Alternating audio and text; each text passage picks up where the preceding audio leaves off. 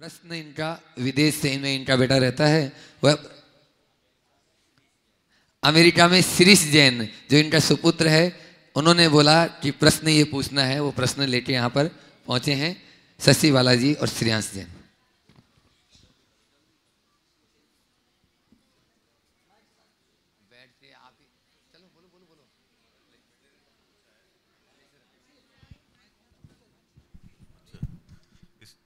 सम्यक ज्ञान के 8 अंग में शब्दाचार में उच्चारण की महत्ता बताई है। वैसे तो आता है कि भावश्रुति ही मुख्य है, तो उच्चारण की मुख्यता क्यों? वैसे मंत्रों में तो शब्दाचार की मुख्यता समझ आती है, मगर स्तुति आदि को तो हम अपनी स्थानीय भाषा में भी पढ़ सकते हैं या नहीं? देखिए, भगवान का नाम तो किसी भी भाषा में ले लो, कोई दिक्कत नहीं, क्योंकि भगवान का गुणानुवाद, भगवान की भक्ति शब्द प्रधान नहीं, भाव प्रधान होती है। इसलिए भाव से भरकर आप कोई भी शब्द का उच्चारण करो, चलेगा। एक बार एक युवक ने मुझसे पूछा कि महाराज जी, सारी स्तुतियाँ संस्कृत में लिखी है, संस्कृत की स्तुति पढ़ने में ही फल मिलता है क्या? हिंदी की में नहीं मिलता क्या? क्या भगवान हिंदी नहीं जानते? अरे भैया, भगवान सब भाषा जानते हैं और भगवान के लिए तुम्हारे शब्दों की कोई आवश्यकता नहीं। स्तुति भाव प्रधान होती है, शब्द प्रधान नहीं। अब रहा शब्दाचार। शब्दाचार या तदुभयाचार, दोनों चार शब्द है। आप जिस भी ग्रंथ को पढ़ें, जिस भी भाषा में पढ़ें, उच्चारण उसका शुद्ध रखें। यदि आप उच्चारण शुद्ध नहीं करते तो आप उसका अर्थबोध नहीं कर सकते। हाँ, जिनको कुछ नहीं आता वो कुछ भी पढ़ ले, आनम तानम कछु न जानम का कल्याण हो जाएगा। लेकिन जिनको आता है और वो उच्चारण में लापरवाही बरतते हैं, तो ये जिनवानी के प्रति उनके अविनय का द्योतक है। इसलिए जिनवानी के प्रति विनय का भाव हो, सम्मान का भाव हो, तो तुम शुद्धता से पढ़ने की कोशिश करो। लेकिन हाँ, कुछ लोगों को बहुत कठिनाई होती है और आजकल ज़्यादा होने लगी अंग्रेजी माध्यम की पढ़ाई होने के कारण लोग हिंदी को भी ठीक ढंग से बोल नहीं पाते। अब राम का रामा हो गया, योग का योगा, तो अर्थाचार का तो अनर्थाचार होना ही है, फिर संस्कृत का क्या होगा? तो सीखिए, जहाँ तक बने सीखने की कोशिश करें और उसको शुद्ध तरीके से पढ़ें। जो जिस भाषा का शब्द है, अगर आप उस भाषा में पढ़ेंगे तो ये जिनवानी की विनय है। इसलिए इसे सम्यक ज्ञान के अंग में रखा गया। यद्यपि अगर आप भाषांतर में रूपांतरित करके किसी ग्रंथ को पढ़ते हैं तो उसको भी तो आप शुद्ध पढ़ सकते हैं। शुद्ध पढ़ें। बस दिक्कत तब होती है कि कुछ शब्द ऐसे होते हैं जिनका अनुवाद संभव नहीं होता, और उन शब्दों का जब शब्द के अनुसार अनुवाद कर दिया जाता है तो अर्थ के अनर्थ हो जाते हैं। ऐसे अनुदित कृतियों को पढ़ने में मज़ा नहीं। जैसे एक किताब में मैंने पढ़ा, छायिक सम्यक दर्शन के लिए लिखा डिस्ट्रक्टिव राइट बिलीफ। ये बड़ा खतरनाक हो गया। तो ये सब चीज़ें हैं जहाँ भाषा की सीमा होती है, और अनुवाद करने वाले सिद्धांत की गहराई को छुए बिना जब अनुवाद करना प्रारंभ कर देते हैं तो गड़बड़ होता है। आप अपने बेटे शिरीष से कहिएगा कि अपने संस्कार को जगाओ और यथासंभव शुद्ध उच्चारण का ख्याल रखें। हाँ, पूछ लो उनका प्रश्न, दूसरा पूछ लो। मुनि महाराज का माइक पास। मुनि महाराज का वासना काल संजुलन कसाय में अंत मुहूर्त बताया गया है। वासना मतलब जैसे कि किन्हीं मुनि महाराज को क्रोध आया, और क्या वे अंतर मुहूर्त में अपनी आत्मा को संबोधन करके अपनी वासना को खत्म कर देंगे? सबसे पहले वासना काल का अर्थ जाने। वासना काल किसे कहते हैं? उदया भावेपि संस्कार काल है वासना काल है। कर्म का उदय, कोई भी क्रोधमान माया लोभ ये चार कषाय है ना, एक अंतर मुहूर्त तक उदय में रहते हैं और उसके बाद बदल जाते हैं।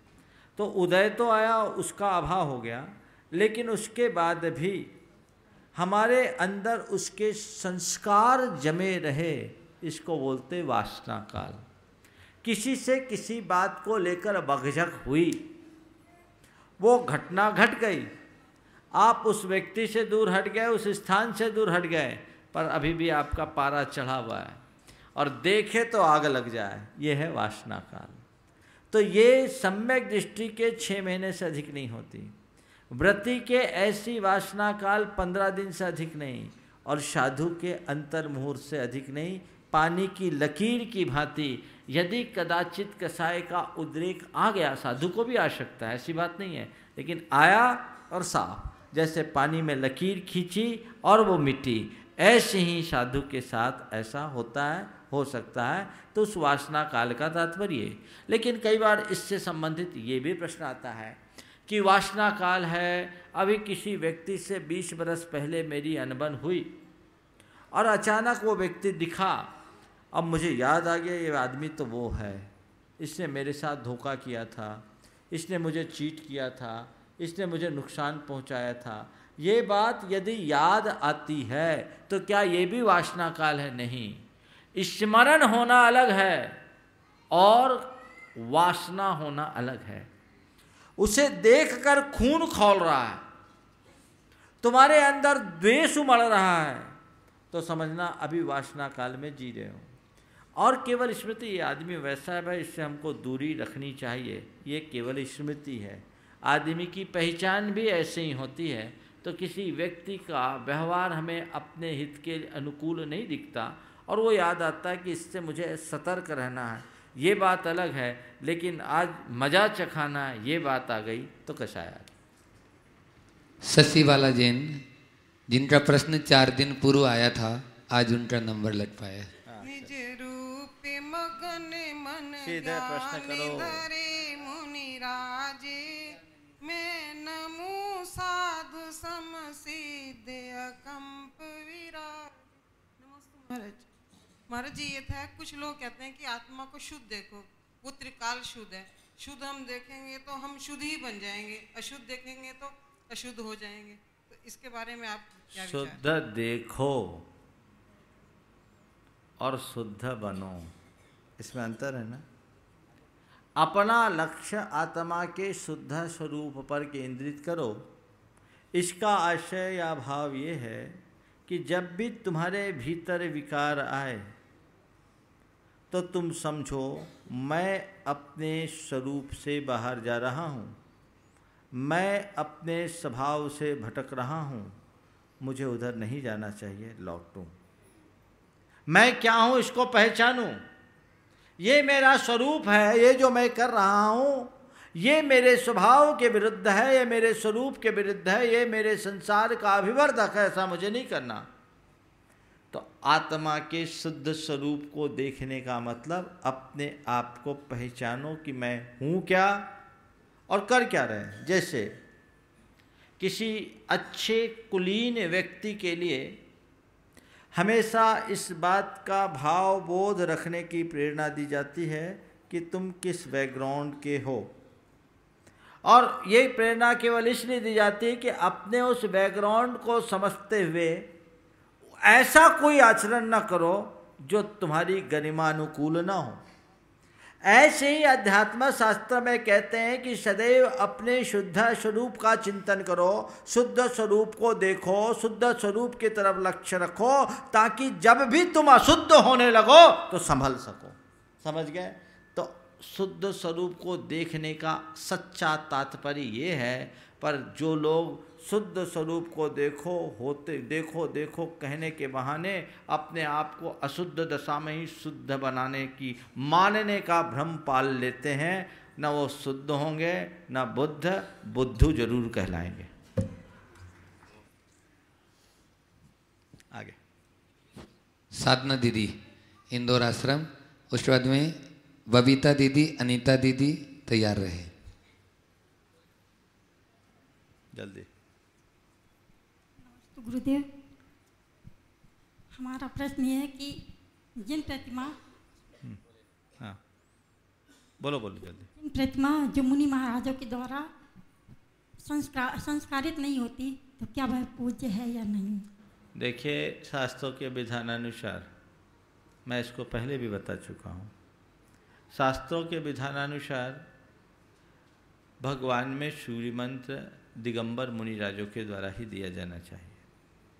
प्रतिष्ठा पाठों में ऐसा मिलता है कि यदि किसी कारणवश मुनि महाराज न मिले, आसपास न हो, उनका आ पाना संभव न हो, तो उस आपात स्थिति में जो प्रतिष्ठाचार्य है वो दिगंबर होकर के एकांत में सूर्य मंत्र दे। इसके अलावा और कोई विधान नहीं है। मुनियों के होने के बाद भी गृहस्थों के द्वारा सूर्य मंत्र देना शास्त्र विरुद्ध है, उसमें हमारी प्रतिष्ठा विधि पूरी नहीं होती। इसलिए ये इस तरीके से प्रतिष्ठित प्रतिमाएं प्रतिष्ठेय नहीं है, ऐसा समझना चाहिए। सवाल जहाँ तक पूज्यता और अपूज्यता का है, इस विषय में मैं ज़्यादा कुछ नहीं कहूँगा, पर इंद्रनंदी नीति सार में ये बात बड़ी स्पष्ट तरीके से लिखी है कि जैनाभासों के द्वारा प्रतिष्ठापित जिन प्रतिमाएं पूज्य नहीं है। चलिए, बबीता दीदी और उसके बाद नीलिंदा में का क्या फल है? हाँ चलो, अनीता दीदी तैयार रहे, संगीता दीदी तैयार रहे। नमस्ते महाराज जी।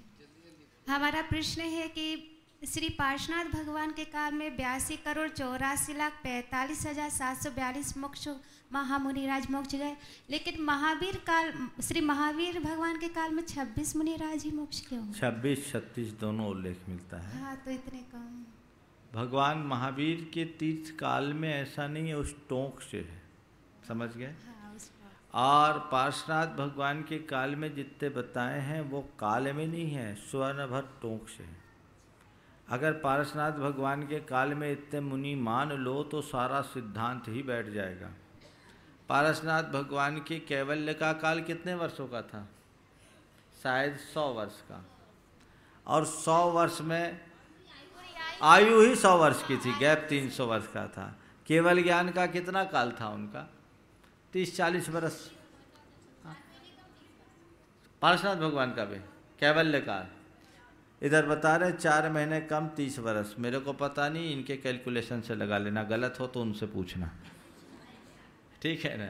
तो जो भी हो, पार्श्वनाथ भगवान का कैवल्य काल यदि 30 वर्ष है तो 30 वर्ष में 6 महीने 8 समय में 608 जीव मोक्ष जाने का विधान है। तो सारे जीव वहीं से मोक्ष जाएंगे तो भी इतने कोड़ा कोड़ी नहीं हो पाएंगे। इसलिए ये जितने भी टोंकों में मोक्ष जाने की चर्चा आती है, इसका तात्पर्य उस टोंक से भगवान ऋषभदेव से लेकर महावीर पर्यंत जितने भी वो पूरा का पूरा तीर्थ काल रहा है, वो इस कल्प काल में यहाँ से मुनिजन मोक्ष गए। समझ गए? ऐसा मत सोचना कि स्वर्ण भर टोंक का उद्घाटन पार्श्वनाथ भगवान ने किया। हमारे भगवान भी दूसरों के द्वारा उद्घाटित जगह में चले जाते हैं। तो भगवान के अनुयायियों को सोचना चाहिए, हर जगह फ्रेश जगह ढूंढने की आदत छोड़े, जो जगह मिले उसमें फ्रेश हो जाए। चलो, अनीता दीदी, उसके बाद में संगीता दीदी। जल्दी जल्दी जल्दी, हाँ फटाफट। नमस्ते महाराज श्री। हमारा प्रश्न ये है कि हमेशा लोग नेगेटिव थिंकिंग में ही रहते हैं और दुखी रहते हैं, तो हमारा कहना है कि सकारात्मक सोच से क्या लाभ है और नकारात्मक सोच से क्या हानि, आप थोड़ा विस्तार से आपके श्रीमुख से हम सुनना चाहते हैं। नमस्ते महाराज। मैं प्राय रोज ही यही बात कहीं न कहीं से बोलता हूँ, घूम फिर के बात तो यहीं आती। आपने पूछा है सकारात्मक से क्या लाभ है और नकारात्मक से क्या हानि है। मैं एक लाइन में कहता हूँ, सकारात्मक से हर समस्या का समाधान है और नकारात्मक सोच अपने आप में एक समस्या है। एक लाइन में मैं इतना ही कह सकता हूँ। हर समस्या का समाधान है सकारात्मक सोच और नकारात्मक सोच अपने आप में समस्या है। तो जीवन में जब कभी कोई समस्या घेरे, उसे सकारात्मक नज़रिए से देखने लगे, आपकी समस्याएं खत्म होगी। एक विचारक ने बहुत अच्छी बात लिखी। उसने लिखा, देखो सोच क्या होती है कि तुम्हारे सामने यदि कोई इतनी बड़ी समस्या हो, ध्यान से सुनना, तुम्हारे सामने यदि इतनी बड़ी समस्या हो तो क्या करो? उस समस्या से घबराओ मत, अपने आप को इतना बड़ा बना लो, समस्या अपने आप खत्म हो जाएगी। बस यही सकारात्मक सोच की ताकत है। मैं दोहरा रहा हूँ, तुम्हारे पास इतनी बड़ी समस्या हो तो उस समस्या को देखकर घबराओ मत, अपने आप को इतना बड़ा बना लो, समस्या अपने आप छोटी हो जाएगी, खत्म हो जाएगी। तो बस समस्याओं से जूझने वाले नकारात्मक दिशा में आते हैं और समस्याओं से उबरने वाले सकारात्मक होते हैं। या यूँ कहूँ, जो नकारात्मक सोच से ग्रसित होते हैं वो अपने सामने सदैव समस्याओं को खड़ा पाते हैं, और जो सकारात्मक लोग होते हैं वे अपने आप को समस्याओं के पार ले जाते हैं। नकारात्मक सोच में समस्या बड़ी होती है और सकारात्मक सोच वाले समस्या से बड़े होते हैं। बस यही जीवन का सार है। संगीता दीदी, उसके बाद में सुनील जी जैन, संतोष जैन वकील साहब तैयार रहे हैं, और डॉक्टर शैलेंद्र जैन भोपाल। पूज्य श्री के चरणों में नमोस्तु बारंबार। महाराज श्री, ऐसा क्या करें हम लोग कि जिससे विशुद्धि अधिक अधिक बढ़ती जाए और कभी कम ना हो? विशुद्धि बढ़ाने के लिए क्या करें? बहुत अच्छा प्रश्न है। उत्तरोत्तर विशुद्धि बढ़े, वो कभी कम ना हो। देखिए, अपना एनालिसिस कीजिए, अंतर विश्लेषण कीजिए। विशुद्धि कब होती है? आपने कभी महसूस किया? यहाँ बैठे लोग, ऐसा तो नहीं है कि कभी विशुद्धि नहीं हुई हो, सबको विशुद्धि होती है। आप महसूस करें विशुद्धि कब होती है? कषाय मंद होती है। कषाय मंद कब होती है? जब देवशास्त्र गुरु के सम्मुख होते हैं। यही पर्याप्त तो नहीं है, उनसे दूर रहने पर भी कषाय मंद होती है। कब होती है मंद? बोलो। स्वाध्याय करो, ये करो, इसमें नहीं। आप लोगों से पूछता हूँ, आप कषाय मंद होती यानी आप शांत रहते हैं, प्रसन्न रहते, कब होते हैं? जब अपने आप में संतुष्ट रहते हैं, अपने आप में रहते हैं, दूसरों से अप्रभावित रहते हैं, अपने आप में केंद्रित रहते हैं, तो आप बड़े मज़े में रहते होते हैं। लेकिन आपके मन में संक्लेश आता है, कब आता है? जब दूसरों से अटैच हो जाते हैं, दूसरों की बातों से प्रभावित हो जाते हैं, आपके मन में संक्लेश आता है। कोई बाहर के परिवेश से जब आप जुड़ते हैं, आपके मन में संक्लेश आता है, और बाहर के परिवेश से जब आप अपने आप को अलग करके अपने आप में लीन रहते हैं, आपके भीतर विशुद्धि बनी रहती है ना? अनुभव की बात बोलो, मैं गलत बोल रहा हूँ क्या? सही है ना? तो सार यही निकल गया। आपके ही प्रश्न में यही समाधान है कि जिन बातों से संक्लेश होता है उनसे अपने आप को दूर रखो, और जिनमें तुम्हारे भीतर विशुद्धि बढ़ती है उनसे हमेशा जुड़े रहो। विशुद्धि उत्तरोत्तर बढ़ती ही रहेगी। बस और एक लाइन में यदि इस संदर्भ में मैं कहूँ तो इतना ही कहूँ कि पर से जब तक प्रभावित रहोगे, संक्लेश भोगोगे, और स्वयं में जितना भावित होगे विशुद्धि पाओगे। बस अंतर्मुखी होने की कोशिश करनी चाहिए, और इस सूक्त को सदैव याद रखना चाहिए, अंतर्मुखी सदा सुखी। सुनील संतोष जैन जो वकील साहब हैं, उसके बाद में डॉक्टर साहब तैयार रहे। नमस्ते महाराज जी। महाराज जी, मैं पेशे से वकील हूँ। मुझे पारिवारिक मामलों में पति पत्नी का स्वैच्छिक विवाह विच्छेद भी करवाना पड़ता है, और कभी अनजाने में गलत व्यक्ति के हितार्थ भी मुकदमे में पैरवी करनी पड़ती है। महाराज जी, इसमें क्या दोष है? देखो, जितने भी आपके साथ जितने भी वकालत के पेशे से जुड़े वकील जन हैं, मैं उनसे कहता हूँ, एक बार मुझसे एक वकील साहब ने प्रश्न किया। हुआ ये कि मैं एक स्थान पर था, बुरा मत मानिएगा, वहाँ एक मंदिर का काम होना था, डोनेशन जोड़ा जा रहा था, और उसमें 1 लाख रुपए की राशि एक व्यक्ति ने बिना शर्त घोषित की। समाज के कुछ लोगों ने उस रुपये के लेने के प्रति असम्मति प्रकट की। असम्मति इसलिए प्रकट की कि जिस व्यक्ति का रुपया है वो व्यक्ति नियमित शराब पीता है और उल्टे सीधे धंधे करता है। वो वहाँ का डॉन था।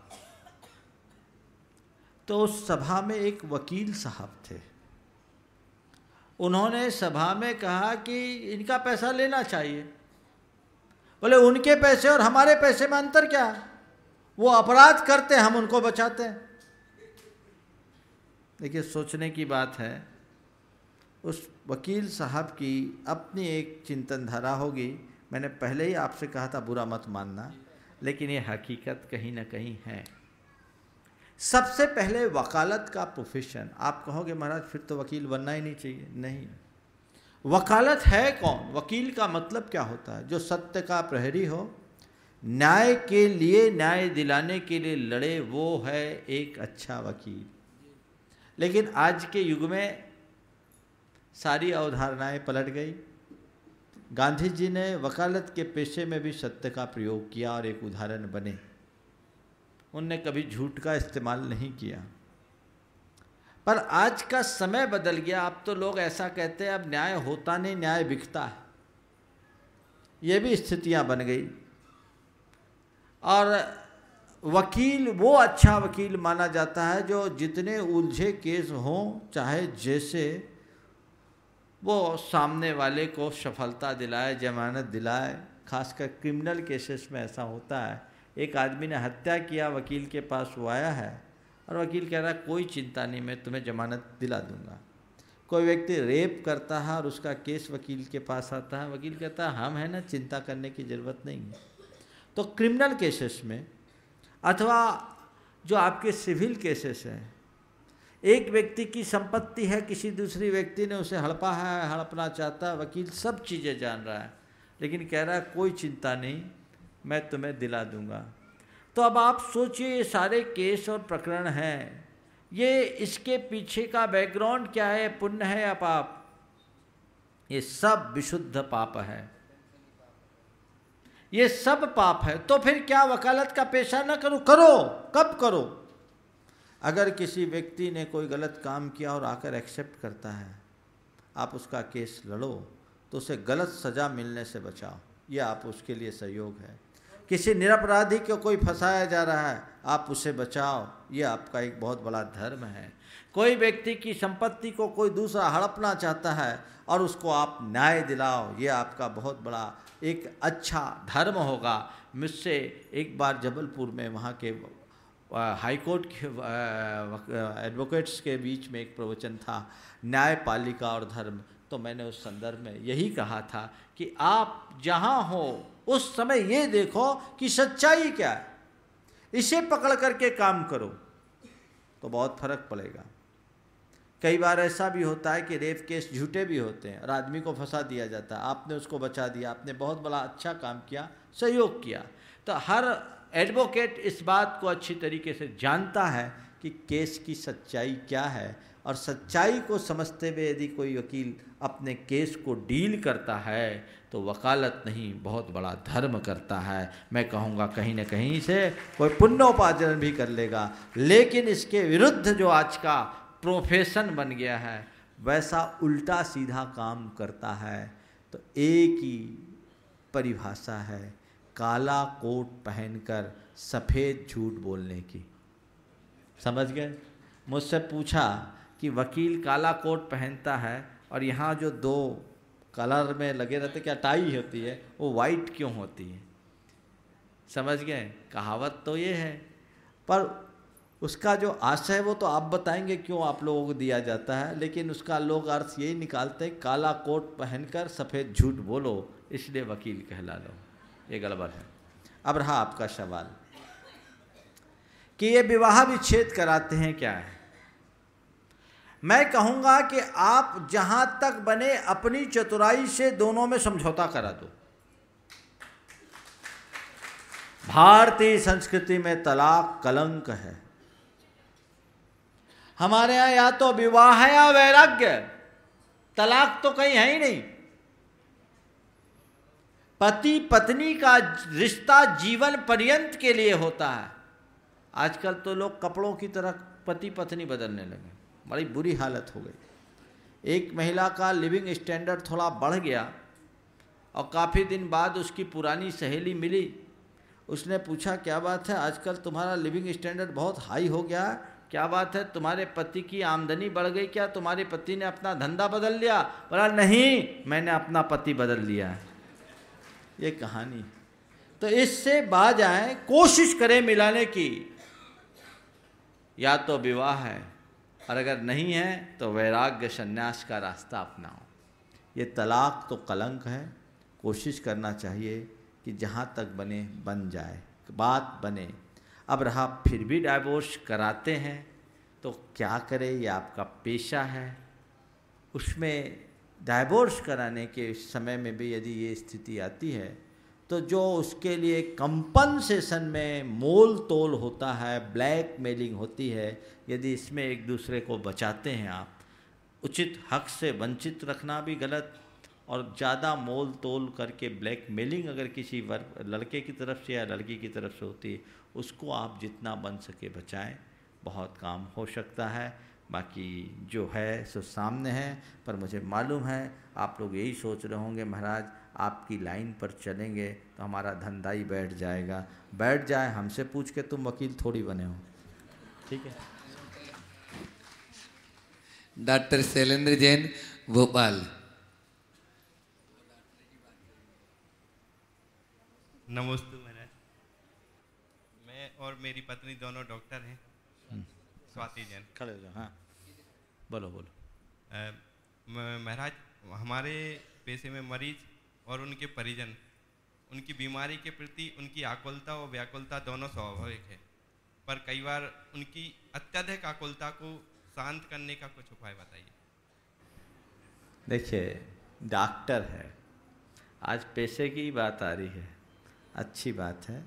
और हमारा धर्म कहता है व्यक्ति को हर तरीके से धर्म करना चाहिए और प्रोफेशन में भी धर्म होना चाहिए। आपके अंदर जो भाव आए हैं, निश्चित आपकी धार्मिक भावना की ही अभिव्यक्ति है कि डॉक्टर पेशेंट की आकुलता को भी शांत करने की सोच रहा है। निश्चित डॉक्टर का एक बहुत बड़ा संबल होता है। कराहने वाला मरीज भी डॉक्टर को सामने देखकर कुछ पल के लिए शांत हो जाता है, केवल इसलिए कि उसे विश्वास है डॉक्टर मेरा ट्रीटमेंट करेगा, मैं ठीक हो जाऊंगा। तो क्या करे डॉक्टर, जो भी आपके पास पेशेंट्स आए, आप उनका ठीक ढंग से डायग्नोसिस करके उसकी चिकित्सा करें। चिकित्सा करने के साथ साथ सामने वाले के मनोबल को ऊंचा करें, उसे भगवान पर भरोसा दिलाएं, धर्म पर भरोसा दिलाएं, उसको कुछ इस तरीके का मोटिवेशन दे कि चिंता न करे, सब कुछ ठीक हो जाएगा।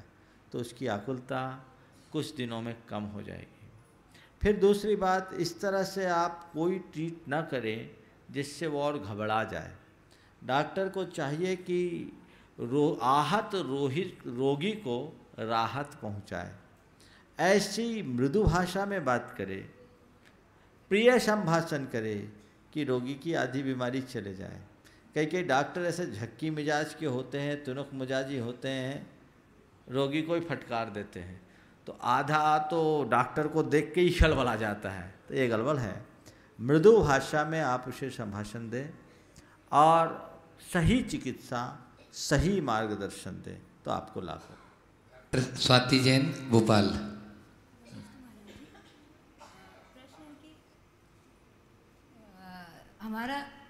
हमें जीवन भर हमारा संलेखना पूर्वक मरण हो जीवन की साधना है, पर कुछ लोग इसे आत्मघात मानते हैं, तो उससे कैसे डिफरेंशिएट? देखिए, संलेखना और आत्मघात में ज़मीन आसमान का अंतर है। संलेखना और आत्मघात के अर्थ को समझिए। संलेखना क्या है? मरण के अनिवार्य और अपरिहार्य होने पर अपने व्रतादि की रक्षा के लिए क्षमतापूर्वक अपने शरीर और कषायों का शमन करना, उनको कृश करते हुए देह त्यागने का नाम संलेखना है। जबकि आत्महत्या जीवन से हार कर अपने जीवन का अंत कर लेना है। दोनों में बहुत अंतर होता है। संलेखना मरण के अनिवार्य और अपरिहार्य होने पर ली जाती है, जबकि आत्महत्या जीवन की किसी भी अवस्था में की जाती है। संलेखना परम क्षमता के साथ ली जाती है, आत्महत्या कसाय से आविष्ट होकर ली जाती है। संलेखना लेने वाले के चित्त में परम उत्साह और उमंग होती है, जबकि आत्महत्या घोर हताशा और मानसिक असंतुलन की स्थिति में होती है। संलेखनाधारी का उद्देश्य अपने संलेखना की साधना के बल पर अपनी परलोक यात्रा को सुधारने का है, जबकि आत्महंता का लक्ष्य केवल मरण है।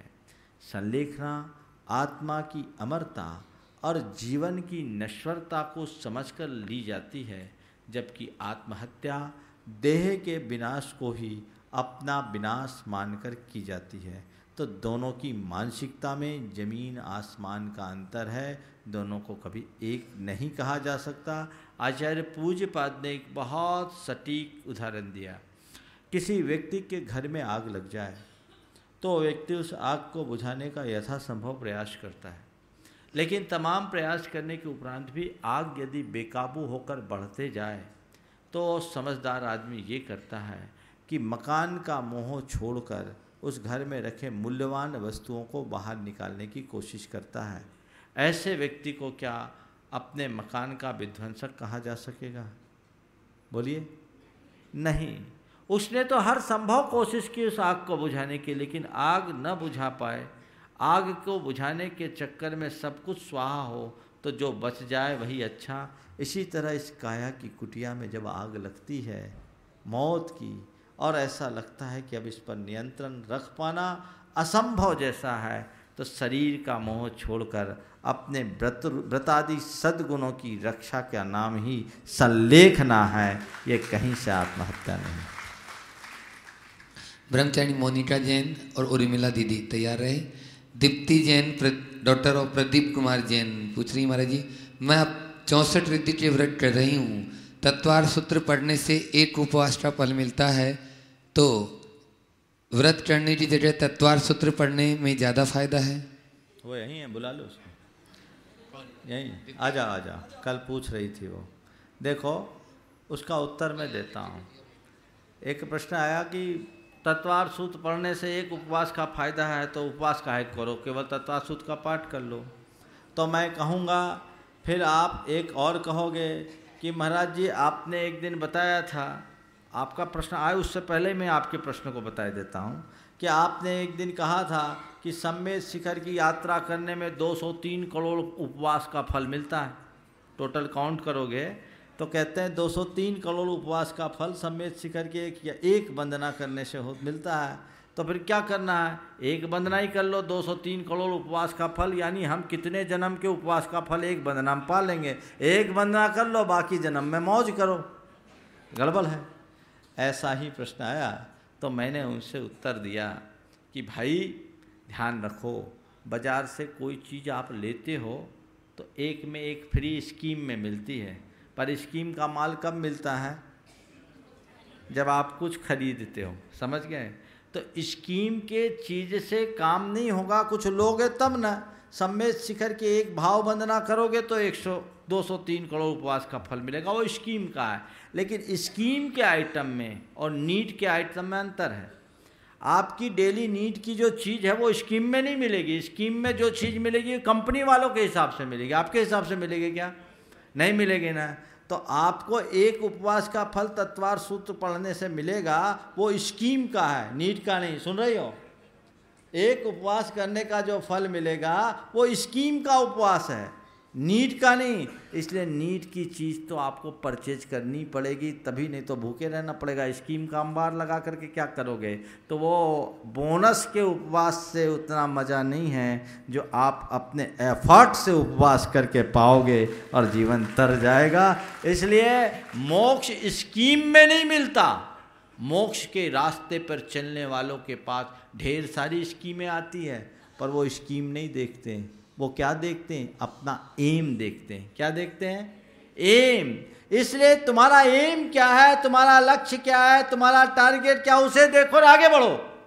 और एक बात बताऊं, जो स्कीम के व्यामोह में फंस जाते हैं वो तपस्या से डरने लगते हैं, और जो तपस्या से डरते हैं ना वो कभी सफल नहीं हो पाते।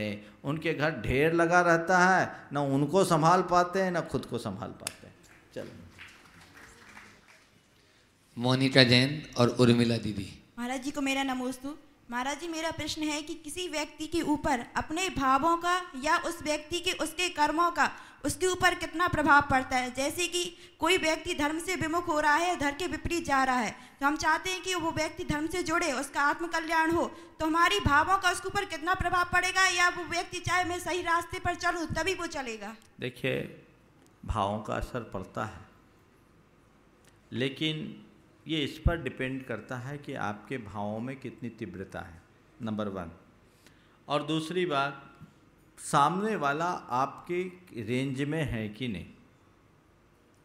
फिर भी प्रभाव पड़े या न पड़े, आप भाव को संभाल कर रखें। अगर आप अपने भावों को संभालते हो तो निश्चित आपके भावों से सामने वाला लाभान्वित होगा। वो कदाचित लाभान्वित न भी हो तो आप अपनी भावना का प्रत्यक्ष फल ये पाओगे कि आपके भाव संभले रहेंगे, आपके भाव नहीं बिगड़ेंगे। यह प्रत्यक्ष फल है।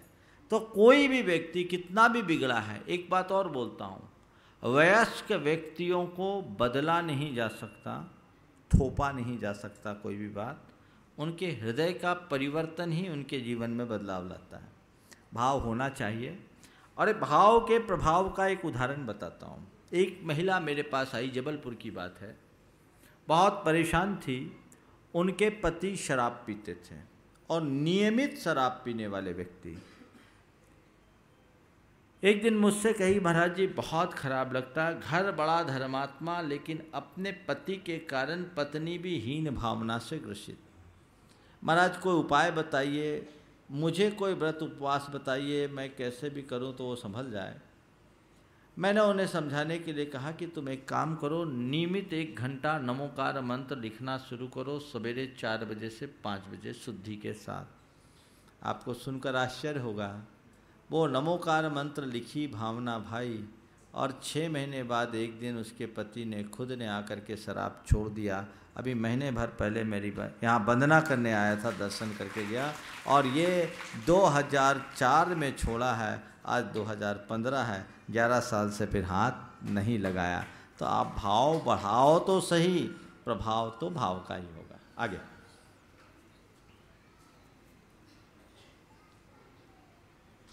नमस्ते महाराज श्री। सम्यक दृष्टि जीव को जलमल अगाड़ का दोष कैसे लगता है और सच्चा सुख कैसे प्राप्त होता है? जल मल अगाड़ दोष सम्यक्त प्रकृति के उदय में स्वभावतः होते रहते हैं। चल मल अगाड़ का मतलब क्या है? वो चलायमान होता रहता है, माने स्थिरता नहीं रहती। वृद्ध के हाथ की लाठी की तरह उसमें चंचलता रहती, छूटती तो नहीं है लेकिन स्थिरता नहीं। मल में शंकादिक दोष, और अगाड़ दोष के अंतर्गत कहा शांतिनाथ, शांति के कर्ता, पारसनाथ, विघ्न के हरता। इस प्रकार पर्टिकुलर भगवान विशेष के प्रति उसका विशेष रुझान होना, यह अगाड़ दोष के अंतर्गत आता है। सच्चा सुख किसे प्राप्त होता है? जो सच्चे रास्ते पर चलता है। चलो। सविता दीदी जबलपुर आश्रम, सुनीता दीदी और उसके बाद में सुगंधी दीदी इंदौर आश्रम। आज केवल यही लोग हैं, इनको बुला लो। आज दीदियों को जाना है महाराज जी। इनको करने दो आप। हाँ, ट्रस्टी गुणायतन की कुसुमलता जैन दिल्ली। इनकी बेटी है हांगकांग से, और उनकी बेटी हांगकांग से। नाम बोलो अपना पहले। महाराज जी। हाँ, माइक पास में रखो। नमस्ते महाराज जी। मैं पहली बार यहाँ पे आ रही हूँ और सुबह में दर्शन के लिए जाए तो मुझे क्यों लगा कि मैं वहाँ पे पहले भी आई हूँ। इसको लगा सुबह कि मैं यहाँ पहले भी आई हूँ, जबकि ये हाँ, बहुत सुंदर बात। ये बच्ची हांगकांग में रहती है। इनकी पोती है, इनके पिताजी भी हैं, बहुत अच्छे संस्कार, वहाँ रह करके भी धार्मिकता के भाव में। बुला लो उसके पिता को भी, माँ को भी। ये क्या कह रही है कि मैं अपने जीवन में पहली बार शिखर जी आई हूँ, पर मुझे यहाँ आने के बाद ऐसा क्यों लगा कि मैं यहाँ पहले भी आई हूँ। बेटे, तुम्हारे बड़े पुण्य का उदय है। तुम्हारा कोई संस्कार ऐसा रहा है कि तुम कभी किसी जीवन में यहाँ आई हो और ये तीर्थ क्षेत्र की वंदना की हो, वो संस्कार आज भी तुम्हारी आत्मा में जमा हुआ है, वो बता रहा है कि मैं यहाँ आई हूँ। ठीक है ना? और ये फीलिंग बताओ, तुम्हें ऐसा लगा कि ये चीज़ मैं देखी, ये चीज़ मैं देखी हूँ? हाँ हाँ, ये मंदिर के दर्शन करने गई तो इसको लगा कि मैं वहाँ देखी हूँ, तेरा बड़े मंदिर में, तेरापंथी में गए। ऊपर जाओगी तो और लगेगा, और वहाँ की फीलिंग बताना, समझ गए? तो ये हम लोगों के जो संस्कार होते हैं वो जन्म जन्मांतरों के होते हैं। किन्हीं किन्हीं के पिछले जन्म के संस्कार बहुत तेज़ी से आ जाते हैं, और वो उसको बोलते जाति स्मरण, यानी पुराने जन्म की स्मृति। तो ऐसे संस्कार जिनके हृदय में उभरते हैं वो बहुत शीघ्र अपना कल्याण करते हैं। श्री महाराज श्री निगोदिया जीव 6 महीने 8 समय में निकलते हैं, 608। तो वो निगोदिया जीव ने क्या ऐसे कर्म करे कि उसको आके यहाँ पे भोगने पड़ते हैं? उसने कब कर्म किया? अभी तो वो निकला है वहाँ से। उसको कुछ नहीं कहेंगे, यह केवल उसकी भवितव्यता। क्या है? भवितव्यता। बस। अच्छा। आगे। सुगंधी जैन इंदौर आश्रम, सविता दीदी जबलपुर आश्रम, सुनीता दीदी। नमस्ते महाराज जी। महाराज जी, मुनि निंदा का क्या फल होता है? मुनि निंदा का, जो मुनि निंदा करता वो निंदनीय जीवन पाता है। चलो आगे। अजीत जी जैन बेंगलोर, जो डोनाइटन के आर्किटेक्ट हैं, शायद उपस्थित हो चुके हैं, चले आएंगे वे भी। नमस्ते महाराज जी। महाराज जी, हमारे संयमित जीवन को आगे बढ़ाने के लिए हम क्या कर सकते हैं? जीवन को आगे बढ़ाने के लिए क्या कर सकते हैं? जीवन में, संयमी जीवन में आगे बढ़ने के लिए क्या कर सकते हैं? अपना वैराग्य बढ़ाओ, अपने आप आगे बढ़ने लगेंगे। चलो और अच्छा आगे। प्रतिभा जैन हटा और सुनीता दीदी। हाँ, बोलो बोलो। नमस्ते महाराज। अव्रती श्रावक की वैयावृत्ति व्रती श्रावक कर सकता है क्या? अव्रती श्रावक की वैयावृत्ति महाव्रती मुनि भी कर सकते हैं। ऐसा मैं नहीं कह रहा हूँ, आचार्य अकलंक देव ने राजवार्तिक में कहा। उन्होंने मनोज्ञ शब्द का अर्थ, रुको, मनोज्ञ शब्द का अर्थ ये लिया कि जो दीक्षा के अभिमुख हो, ऐसे अव्रती श्रावक की सेवा वैयावृत्ति मुनि महाराज भी कर सकते हैं, क्योंकि उसके बल पर वो आगे बढ़ेगा। समझ गए? तो वैयावृत्ति में ये नहीं देखा जाता कि मैं बड़ा हूँ या छोटा, वैयावृत्ति में ये देखा जाता है कि अभी वो पीड़ित है और उसे मेरी सेवा की आवश्यकता है। आचार्य भी मुनि की वैयावृत्ति करते। गुरुदेव ने मेरी वैयावृत्ति की। सन 1987 में मैं अपने जीवन में पहली बार बुखारग्रस्त हुआ। उसके पहले मुझे होश संभालने के बाद याद नहीं कि कभी मुझे ज्वर भी आया हो। तुबोन जी में मैं अलग था। आहार का समय हो गया, मुझे उस समय 106 डिग्री टेम्परेचर था, पूरा शरीर तप रहा था। उन्हें मालूम पड़ा कि इनको बुखार है। वो मेरे कमरे में आए, मेरे सिर पर हाथ रखे। मैं एकदम हड़बड़ा करके उनका स्पर्श पाकर उठा। अच्छा बुखार है, ठीक है। थोड़ी देर मेरे सिर पर हाथ फेरा, जैसे मालिश किया हो। बोले अच्छा थोड़े बुखार उतर जाने दो, सामयिक के बाद आहार को उठ जाना। हम लोग आहार को जाएं, हाँ जाएं, हम कर लेंगे।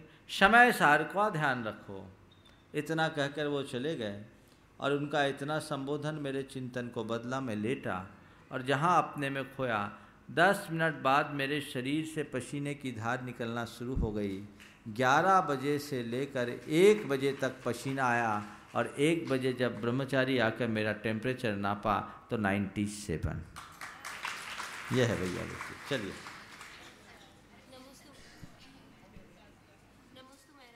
माइक खोल के।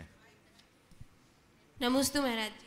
महाराज जी, जैसे स्कूल कॉलेज में जब हम रहते हैं और अपने नियम बताते हैं या रात में भोजन नहीं करते, तो हमारे सहपाठी हमारा मजाक उड़ाते हैं या फिर हमें रूढ़िवादी कहते हैं, तो हमें ऐसी स्थिति में कैसे सामंजस्य उनको लॉजिकली समझाओ कि इसमें मजाक उड़ाने की बात क्या है। एक घटना सुनाता हूँ।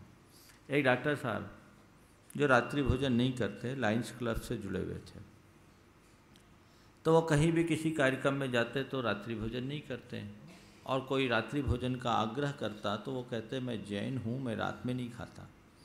एक दिन एक कार्यक्रम में एक सरदार जी मिल गए, उनको मजाक सूझी और सरदार जी ने डॉक्टर साहब का मजाक उड़ाते हुए कहा, क्या डॉक्टर साहब, कहाँ आप कौन से ज़माने की बात करते हैं? 12वीं शताब्दी में लाइट नहीं रही होगी सो लोग रात में नहीं खाते होंगे, अब तो बड़ा बड़ा हेलोजन लग गया, मरकरी लग गई, अब रात में खाने में क्या दिक्कत है?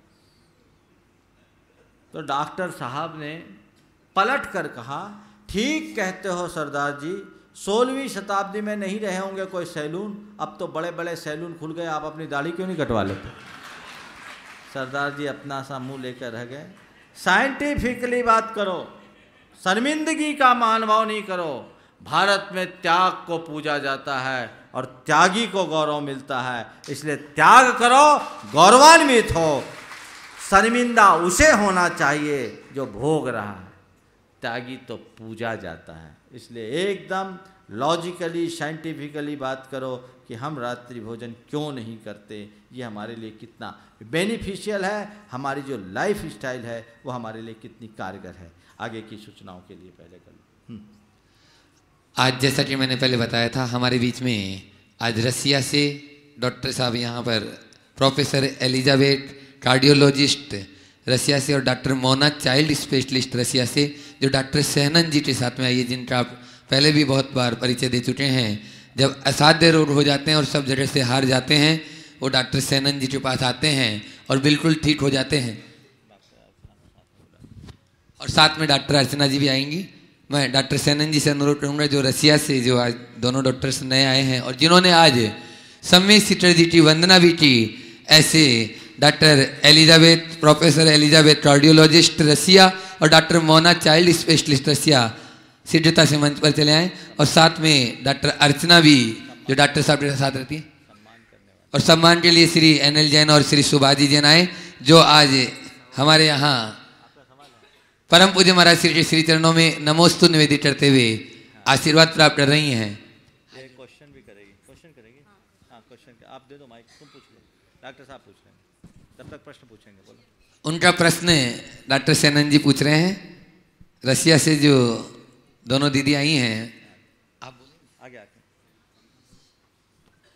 नमस्ते महाराज जी। बहुत सुंदर। हाँ।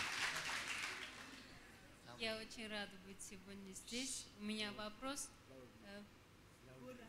Почему вы путешествуете по Индии пешком? Сейчас столько современных средств перемещения. रसिया की भाषा में महाराज श्री के समक्ष रखे हैं, डॉक्टर साहब बता रहे हैं। इनके कहना ये है कि दुनिया भर के ट्रांसपोर्ट आ गया है और इलेक्ट्रिक ट्रेन से गाड़ी है, सब कुछ है, अब क्यों इतनी हजारों किलोमीटर पैदल चलते हैं? बहुत अच्छी बात है। ऐसा ही प्रश्न है इन्होंने पूछा है कि आज बहुत सारे ट्रांसपोर्ट्स के साधन हैं, आप पैदल क्यों चलते हैं? ऐसा ही प्रश्न सन 1988 में परम पूज्य आचार्य गुरुदेव के समक्ष एक पत्रकार ने पूछा था कि गुरुदेव, हम लोग भोजन अपने लिए बनाते हैं, आप उसे ग्रहण कर लेते हो, ट्रेन चलती है, गाड़ियाँ चलती है, आप क्यों नहीं चलते हैं? बोले हमारे लिए हिंसा होगी। बोले आपके लिए क्या हिंसा होगी? ट्रेन तो अपने शेड्यूल से चलती है, आप उसमें बैठो तो नहीं बैठो तो आप बैठ सकते हो। बोले नहीं, हम नहीं चल सकते। तो उन्होंने तर्क दिया कि महाराज जब हम अपने लिए भोजन बनाते उसमें से आप भोजन ले लेते हो तो ट्रेन हमारे लिए चल रही है, आप उसमें बैठ क्यों नहीं जाते? गुरुदेव ने बहुत अच्छा जवाब दिया। बोला पत्रकार जी, भोजन के बिना मेरी गाड़ी चल नहीं सकती, पर ट्रेन के बिना मेरी गाड़ी दौड़ सकती है। समझ गए? तो मुनि महाराज, जैन मुनि, भोजन के बिना मेरी गाड़ी नहीं चल सकती, पर ट्रेन के बिना मेरी गाड़ी दौड़ सकती है। मुनि स्वावलंबी होता है, उसे जितना बने स्वावलंबी बने और पर निर्भर न रहे, अहिंसा का अनुपालन करे, इसलिए उसे पैदल चलने का ही मार्ग बताया। समिति के पदाधिकारी उनको स्मृति चिन्ह देते हुए उनका स्वागत सम्मान कर रहे हैं। इसी क्रम में एक सोने की अंगूठी मेरे हाथ में अभी आई है। श्रीमती सुशीला जैन भोपाल मंडीदीप, उन्होंने यह सोने की एक अंगूठी आज गुणायतन के लिए समर्पित की है। जोरदार तालियों से उनका स्वागत करेंगे। दोनों को अलग अलग। एक छोटे छोटे बच्चे हैं जिन्होंने गुणायतन के लिए अपनी गुल्लक भेजी है भोपाल से, यदि यहाँ उपस्थित हो चले आएंगे। अतिशय जैन, आशय जैन, आशिका जैन, अनुष्का जैन, चारों ने मिलकर एक गुल्लक। एक प्रश्न और है इनका। हाँ, एक प्रश्न और कर रहे हैं। इसके पहले श्रीमती सविता पड़ोसी, श्री संतोष पड़ोसी, राजा बिलेरा, जिन्होंने अपनी शादी की 25वीं सालगिरह में आज उन्होंने अपने 11,000 राशि देकर निर्माण निधि में अपना योगदान दिया है। जोरदार तालियों से उनका भी स्वागत करेंगे। और अब डॉक्टर सैनन जी। मोनिका जी, हाँ बोलो, पूछो।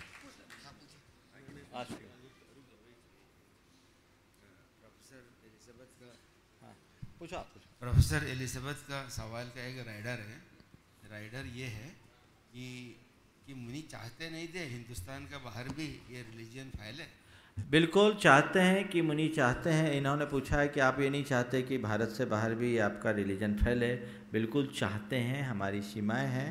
और धर्म को फैलाने में केवल मुनियों की भागीदारी नहीं है, आप लोगों की भागीदारी है। डॉक्टर साहब, आप फैला ही तो रहे हैं, तभी तो पहले एक को लाए थे, आज 2 को खींच के लाए हैं। फैला नहीं होता तो कैसे होता, रिलीजन ऐसे ही फैलता। ठीक, चलिए। सभी श्रोताओं की ओर से, उपस्थित जनता की ओर से मैं परम पूज्य महाराज श्री श्री चरणों बारंबार नमोस्तुता हूँ। नमोस्तु महाराज जी, नमोस्तु महाराज जी, नमोस्तु महाराज जी। और है इनका प्रश्न हो गया ना उत्तर? इनका और है, पूछो पूछो, जल्दी पूछो। Намасту, Махарадж. У меня к вам такой вопрос. Когда холодно, многие люди страдают от этого и одеваются как можно теплее. Вы не чувствуете холода, оставаясь наги? पूछे डॉक्टर साहब। और रशियन मिक्स इंग्लिश है। ठंडी के टाइम में लोग परेशान रहते हैं, गर्म कपड़ा खोजते हैं, आप इससे कैसे बच के रहते हैं? हाँ, इन्होंने पूछा है कि ठंडी के दिनों में लोग परेशान रहते हैं, गर्म कपड़ा खोजते हैं, आप कैसे बचे रहते हैं। मैं एक ही बात पूछता हूँ, आप पूरे शरीर को कवर रखते हो और चेहरे को कवर क्यों नहीं करते हो? पूरे शरीर में ठंड लगती है, आपके फेस को ठंड क्यों नहीं लगती? यही स्किन यहाँ है, यही स्किन यहाँ है, क्या रीज़न है इसका? समझ रहे हैं? ये है कि यहाँ का रेजिस्टेंस स्ट्रांग हो गया। आप जितना कवर करोगे उतना ज़्यादा ठंड महसूस करोगे, और जितना फ्री रहोगे उतने स्ट्रांग हो जाओगे। समझ गए? इसलिए फ्री रहने की कोशिश करें। इस प्रकार आज के शंका समाधान के सत्र को माइक पर हम भगवान को तो यकीन दिला सकते हैं कि आपके ऊपर हमारी बहुत श्रद्धा है, लेकिन मनुष्य को कैसे दिखाए? बहुत अच्छा प्रश्न किया है इसने। भगवान को तो यकीन दिला सकते हैं कि आपके प्रति मेरी श्रद्धा है, पर मनुष्य को कैसे यकीन दिलाएं कि मेरी आप पर श्रद्धा है? मैं एक ही बात कहता हूँ, भगवान भरोसा कर सकता है, इंसान भरोसे लायक ही नहीं। समझ गए? इसलिए न इंसान को भरोसे दिलाने की कोशिश करो, न इंसान पर भरोसा करो। बस एक ही व्रत लो कि कभी मैं किसी इंसान को धोखा नहीं दूंगा।